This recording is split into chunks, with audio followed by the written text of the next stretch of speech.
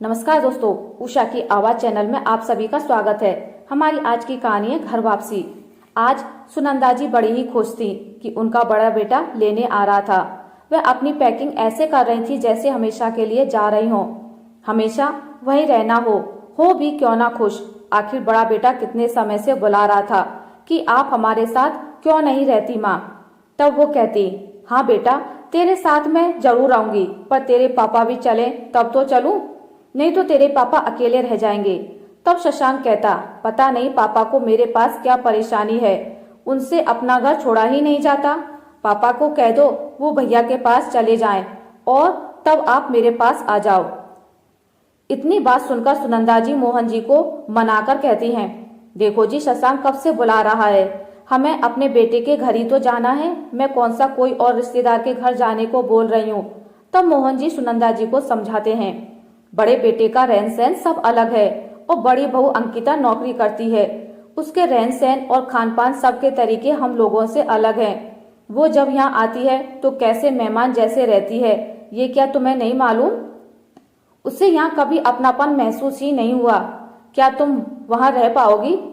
तब सुनंदा जी कहती हैं, अजी मेरा जब तक मन लगेगा तब तक रह लूंगी, क्या बहू की वजह से अपने बेटे को मना कर दूं, ये क्या अच्छा लगता है? मैं तो बस अपने शशांक के प्यार की वजह से उसके पास जाना चाहती हूँ। आपकी सेवा छोटी बहू नियति तो अच्छी करती है ना, आप कुछ दिन वहीं रह लो। वो निशांक के पास चले जाते हैं। अब वे बड़े बेटे शशांक की मनुहार के कारण उसके घर पहुंच जाती हैं। बेटे बहू पोती के साथ खुश रहती हैं। बेटा भी रोज शाम को अपनी माँ के साथ समय बिताता है, रोज लौटते हुए कुछ ना कुछ माँ की पसंद का सामान लाता है। और अंकिता बहू की काफी कम बोलने की आदत रहती है, वह हर काम अपने हिसाब से करती है क्योंकि उसे नौकरी पर जाना होता है। वह घरेलू महिला तो नहीं है, वह अपने फिक्स समय के अनुसार सब मैनेज करती है। सुबह 9 बजे ऐसा लगता है जैसे घर में स्टेशन जैसी आपाधापी मची हो। शशांक, अंकिता और पोती को काफी जल्दबाजी रहती है।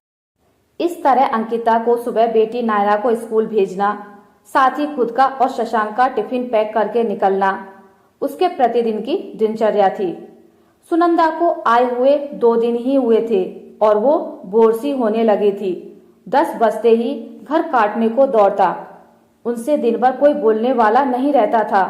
दिन भर पेड़ पौधों को निहारती, बालकनी से सड़क पर आते जाते लोगों को देखती। जब काम वाली आती उसी से बात करती, वो भी रॉकेट जैसे फटाफट काम करती और निकल जाती क्योंकि उसे भी दूसरे घरों के काम निपटाने होते थे। शशांक के घर में शाम को ही चहल पहल होती। पोती भी स्कूल से लौटकर आ जाती थी। रोज रात को खाने में ताजा खाना तो बनता ही नहीं था। पहले से तैयार सब्जी गर्म हो जाती, पहले के गुथे आटे से रोटी बन जाती। खैर वो 3-4 दिन देखती रही, पर अब उनसे देखा नहीं गया। तब सुनंदा जी ने कहा, शशांक बेटा, मैं इतने दिन से देख रही हूँ कि फ्रिज में रखा खाना ही परोसा जाता है, रोज ताजा खाना अंकिता नहीं बनाती है। 2 दिन तक सब्जी चला लेती है, ये तुम लोगों के स्वास्थ्य के लिए ठीक नहीं है। अब मैं यहाँ हूँ तो अंकिता की मदद कर दिया करूँगी, ये ठीक रहेगा ना? आखिर मैं भी बोर हो जाती हूँ। तब अंकिता कुछ नहीं कहती है। शशांक कहता है, माँ जैसा ठीक लगे वैसा करो। अब अगले दिन जब सुनंदा जी का व्रत रहता है तो वह फ्रिज खोलती हैं और देखती हैं कि व्रत के हिसाब से कुछ मिले तो बना लूं। ना तो खोआ रहता है, ना ही ताजे फल आते हैं, लेकिन फ्रिज तो पैकिंग फूड से भरा है। कहीं मेयोनीज, कहीं चीज, कहीं तरह तरह के सॉस, ब्रेड जैसी अनेक चीजें होती हैं। फिर फ्रिज से पैकिंग फूड की एक्सपायरिंग डेट देखकर पैकेट वे सब अलग करती हैं। पहले की सब्जी और आटा भी अलग कर देती हैं और किचन में उन्होंने साबूदाना या राजगीर का आटा बहुत ढूंढा पर नहीं मिला। इस तरह फिर उन्होंने अपना घर समझकर जो उन्हें समझ आया तो किचन भी जमा दिया और सुनंदा जी ने फ्रिज के उन्हीं फल को धोकर अपने लिए फल काट कर खाए। उन्हें फलाहार बनाने का सामान तो नहीं मिला, पर किचन का सामान उन्होंने अपनी सुविधा अनुसार जरूर जमा लिया। अब अंकिता ऑफिस से लौटकर आती है। वह फ्रिज से पानी निकालती है तो फ्रिज काफी खाली सा दिखता है, पर वो कुछ नहीं बोल पाती है। अब खाने का समय होता है तो वह फ्रिज को 2-3 बार खोलकर देखती है।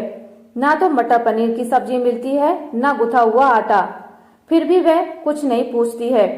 तब सुनंदा जी से रहा नहीं जाता, वो ही पूछ लेती हैं, अंकिता, फ्रिज में कुछ ढूंढ रही हो क्या? तब वो कहती है, हाँ माँ जी, फ्रिज में गुथा आटा और सब्जी रखी थी, वो नहीं दिख रही है। तब सुनंदा जी कहती हैं, सब्जी से गंध आ रही थी, आटा भी खिंचा खिंचा सा लगने लगा था, तो मैंने उसे हटा दिया। आज मैंने फ्रिज की सफाई की, जो बेकार सामान था वो भी अलग कर दिया। तब भी अंकिता कुछ नहीं बोली। वो किचन में कुछ भी ढूंढे तो उसे मिले ही नहीं। इस तरह तो वो परेशान हो चुकी थी, क्योंकि सुनंदा जी ने अपनी सहूलियत के हिसाब से सामान की अदला बदली कर दी थी। इस कारण अंकिता को किचन का काम करने में काफी समय लग गया। वो देर से कमरे में सोने गई। तब शशांक ने पूछा, अरे अंकिता, आज काफी देर लग गई, किचन से रोज तो जल्दी फ्री हो जाती हो। तब वो शिकायती लहजे में कहती है, माँ जी ने आज किचन की काया पलट कर दी है, इसलिए देर हो गई। सुनंदा जी को शशांक के कमरे से आवाज आ रही थी। उसकी आवाज में उलाना सा प्रतीत हो रहा था। तब वो समझ गई, मेरा यहाँ रहना और अपने बेटे के घर को अपना समझना अंकिता को रास नहीं आ रहा है। समय रहते बिना शिकायत किए वो एक फैसला लेती हैं।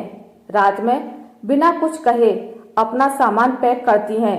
अगले दिन वो सुबह नहा धोकर तैयार होती हैं और शशांक से कहती हैं, बेटा, मेरे लिए टिकट कर दो, अब मैंने तुम्हारी बात रख ली, यही मेरे लिए बहुत है। तब अंकिता समझ जाती है कि माँ ने हम लोगों की बात सुन ली है। तब उसे एहसास होता है तो वह कहती है, मम्मी, मुझे सुबह जल्दी निकलना होता है और शाम को थकी रहती हूँ, इस कारण अपनी सुविधानुसार काम करती हूँ। सुनंदा जी कहती हैं, ठीक है बहू, तुम्हें जैसे रहना है रहो, मैं आखिर कब तक रहूंगी। तब शशांक कहता है, माँ, कुछ दिन और रहो ना। तब वो कहती हैं, नहीं बेटा, मुझे जितना रहना था रह लिया, अब मुझे जाने दे। मैं दिन भर बोर होती थी, इसलिए सोचा घर के कामों में हाथ बटा दिया करूं। पर अंकिता को कल काफी परेशानी हुई। मैं नहीं चाहती कि तुम्हारी गृहस्थी में कोई क्लेश हो। मैं तुम्हारे प्यार में भूल गई कि बहू को मेरी वजह से परेशानी होगी। बस मैं यही चाहती हूँ कि तुम हमेशा खुश रहो, इससे ज्यादा एक माँ को और क्या चाहिए। तब अंकिता कहती है, माँ, आपका आना हम सबको बहुत अच्छा लगा, पर मैं समय की कमी के कारण ही पैकिंग फूड मंगवाती हूँ। मैं कोशिश करूंगी कि ताजा खाना बनाऊं, पर क्या करूं, मेरी मजबूरी है। तब सुनंदा जी कहती हैं, बहू, तुम समझदार हो, पर मेरी दखल अंदाजी तुम्हें पसंद नहीं आई। मैं ये समझती हूँ, ये मेरी गृहस्थी नहीं है, इससे मैं अपना मान बैठी थी। अब मुझे अपनी गृहस्थी देखनी है। मेरी घर वापसी भी जरूरी है, मुझे जाना ही होगा। वो घर वापसी करते ही मोहन जी को फोन करके कहती हैं, अजी, मेरी घर वापसी हो गई है, आप भी घर आ जाओ। तब उसकी आवाज सुनकर ही मोहन जी समझ जाते हैं कि जरूर कुछ हुआ है। तभी तो सुनंदा जी 1 सप्ताह में ही लौट आए। मोहन जी के लौटते ही डबडबाई आंखों से उनकी ओर देखती हैं और कहती हैं, अजी, आप सही कहते थे, मेरा मन नहीं लगेगा। वाकई अपना घर अपना ही होता है और मेरी घर वापसी हो गई। आज एहसास हुआ, बेटे का घर बहू के हिसाब से चलता है। आज मुझे यहाँ आकर लग रहा है मैं अपने घर में अपने हिसाब से रह सकती हूँ। वहाँ ना कोई बोलने वाला, ना कोई पास बैठने वाला। शशांक के घर में वो सुकून नहीं है जो अपने घर में है। तब मोहन जी कहते हैं, देखो सुनंदा, जैसे बेटी की विदाई के बाद हम उसके जीवन में ज्यादा हस्तक्षेप नहीं करते, वैसे ही बेटों के लिए भी सोचो। उनकी अलग गृहस्थी है, उन्हें उनके हिसाब से चलने देते हैं। आज यदि हमारे साथ रह रहे होते तो वे हमारे ढांचे में ढलते। तब सुनंदा जी बोली, अजी, आप बिल्कुल सही कह रहे हो, हमें भी दखल अंदाजी नहीं करनी चाहिए। हमारे प्रति बच्चों का सम्मान बना रहे, इससे ज्यादा और हमें क्या चाहिए। इस तरह सुनंदा जी मोहन जी के साथ अपनी घर वापसी से खुश थी। आज उन्हें अपने घर में बहुत सुकून मिल रहा था। आशा करती हूँ आपको मेरी आज की कहानी अच्छी लगी होगी। अगर आपको मेरी कहानी अच्छी लगी है तो इसे लाइक करें, ज्यादा से ज्यादा शेयर करें, और अगर आप मेरे चैनल पर नए हैं तो इसे सब्सक्राइब करना ना भूलें। मिलते एक नई कहानी के साथ, तब तक के लिए नमस्कार।